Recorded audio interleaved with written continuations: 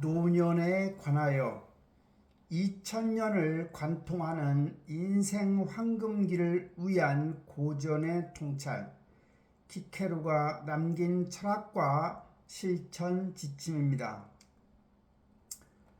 혼란의 시대에 살았지요. 62세의 정치가가 펜을 든 이유는 뭘까요? 기원전 44년 로마 율리우스 카이사르가 암살되고 정치적 극도의 불안 시기입니다. 키케루는 62세까지 살았지요.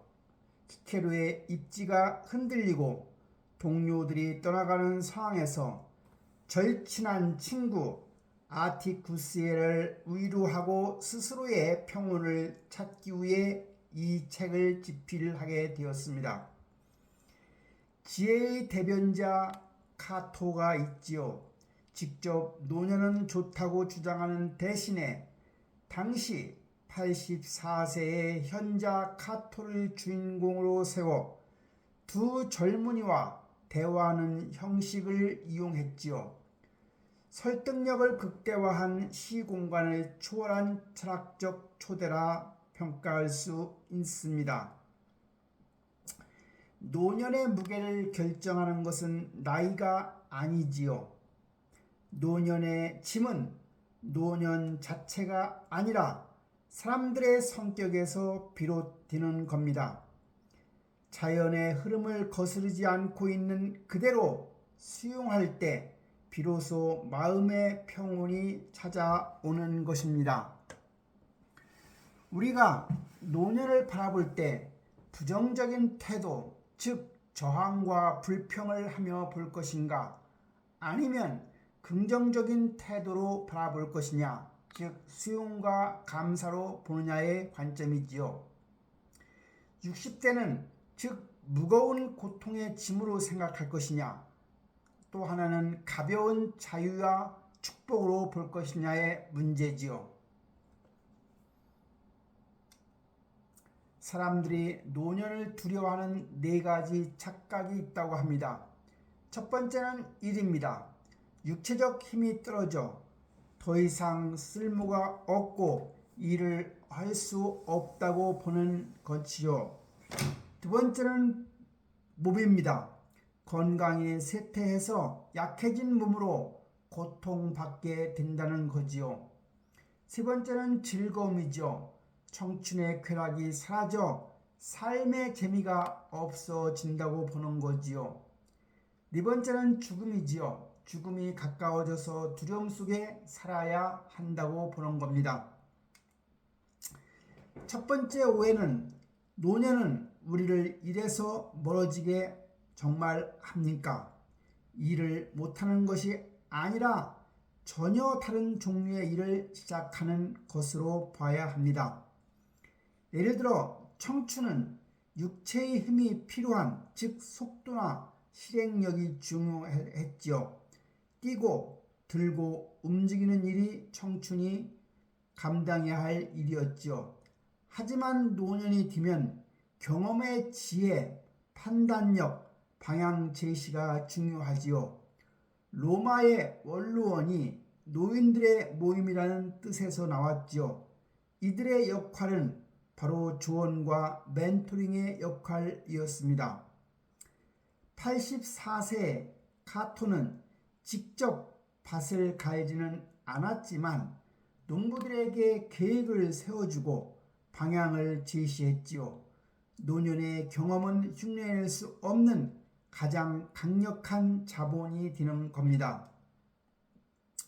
오해 두 번째는 노년은 몸을 약하게 만들까?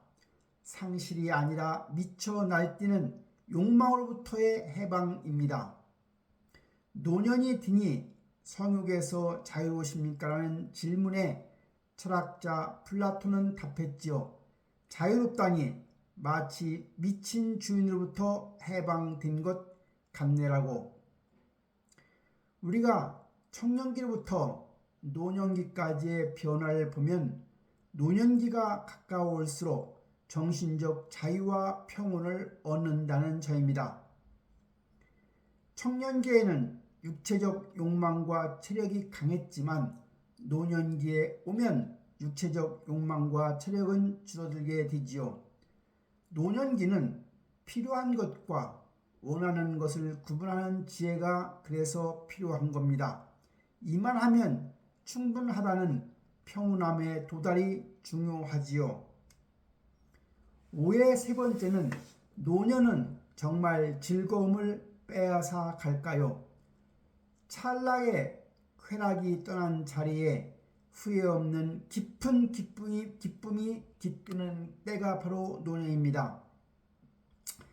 젊음의 쾌락의 성격은 시끄러움, 격렬함, 혼란스러움이었다고 하면 노년의 기쁨의 성격은 고요함과 평화로움과 단순함에 있지요. 그래서 젊음의 쾌락의 결과는 금방 사라지게 되고 육체적 피로와 정신적 후회를 동반하게 되지만 노년의 기쁨인 결과는 오래 남고 마음의 풍요와 충만함을 느끼게 되지요.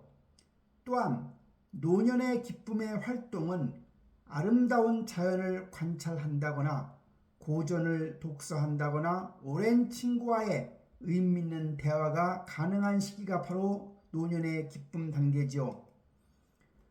오해 네 번째는 노년은 죽음과 가까워졌다고 그래서 두려울까요? 연극의 마지막 막이 우아하게 내리는 시간이 바로 노년입니다.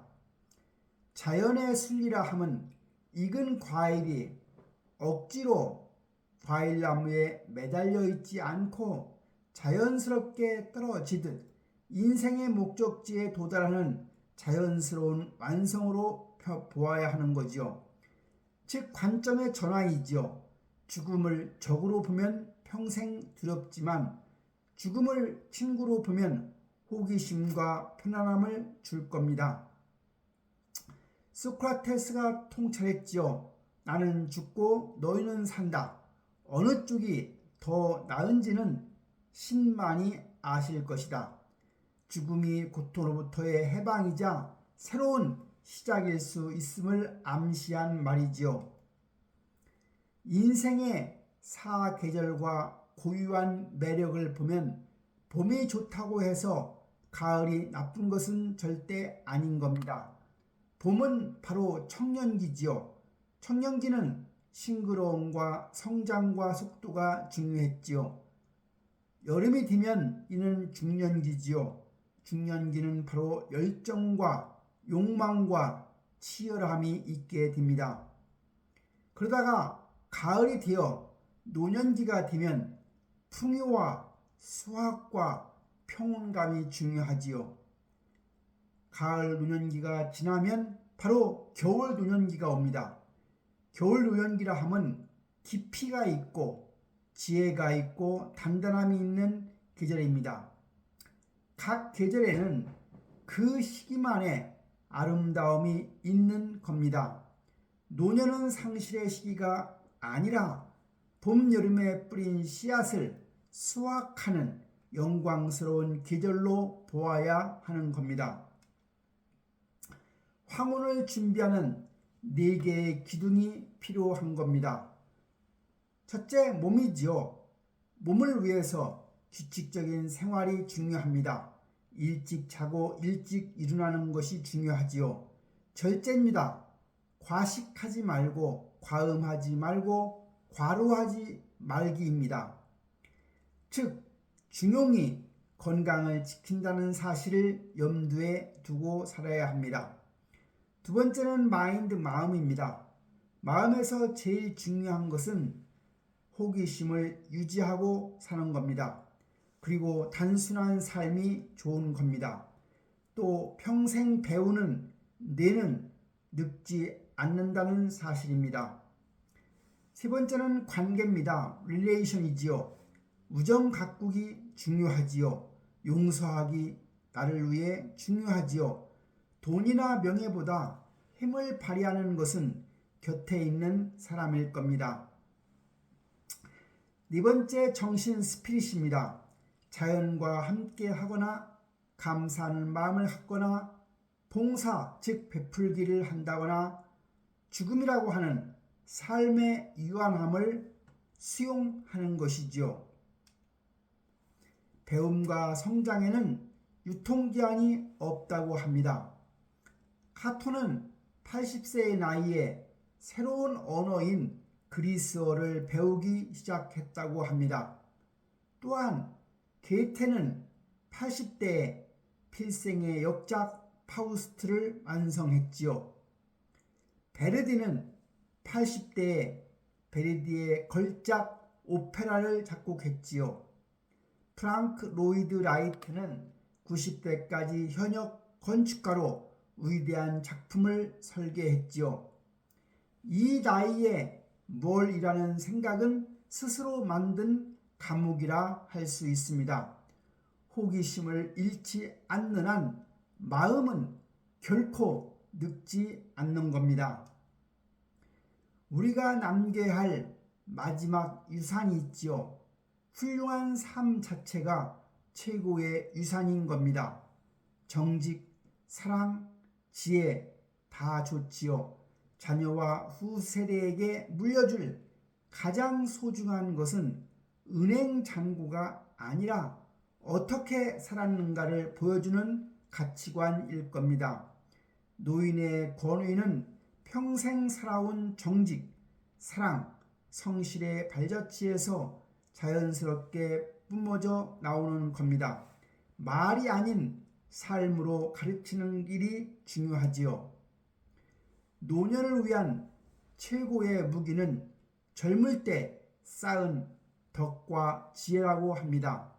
노년은 여행의 끝이 아니라 가장 아름다운 도착지이죠. 불평하면 어두워지고 감사하면 빛이 나는 법입니다. 과거나 미래에 얽매이지 않고 오늘 이 순간을 충실히 살아갈 때 찬란한 황금기가 완성되는 것입니다. 기케르의 2000년 전 통찰은 묻습니다. 당신은 지금 어떤 씨앗을 뿌리고 계신가요?